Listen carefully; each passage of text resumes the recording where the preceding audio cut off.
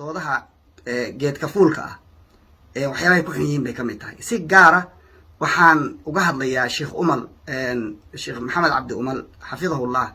waa sheekhayagii waa nimaan jecelnahay saxwa islaamiya culimadeedu ka mid yahay.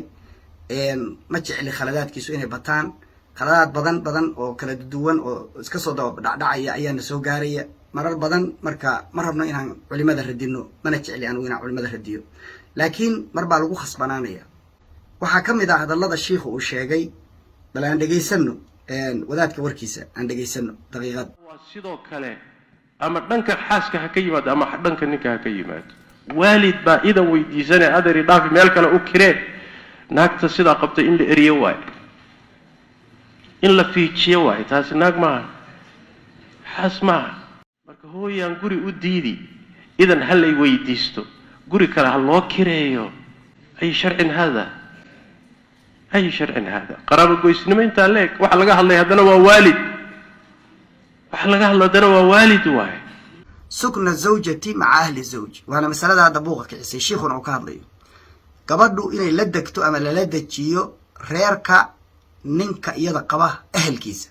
guriga ma la degi kartaa? waxa uu yiri sheekhu madhabu aljamhuur alxanafiyati والشافعية والحنابلة إلى أنه لا يجوز الجمع بين الأبوين أو غيرهما من الأقارب والزوجة في مسكن واحد.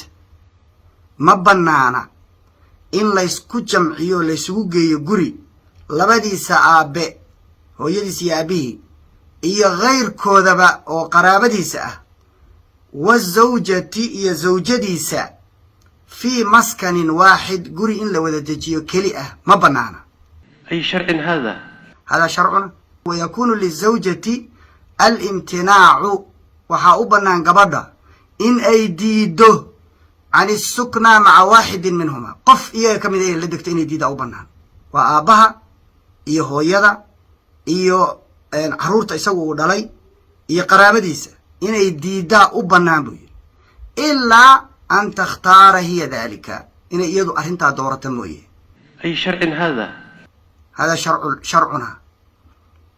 وحيري سببتم حيثها لأن السكنة من حقها دقانكو حق يديوي إنو عدك لشراكة وقدقو ويرادو ويكولو دقان قريقا وما بنانا إساقا حق ليه هنا معها.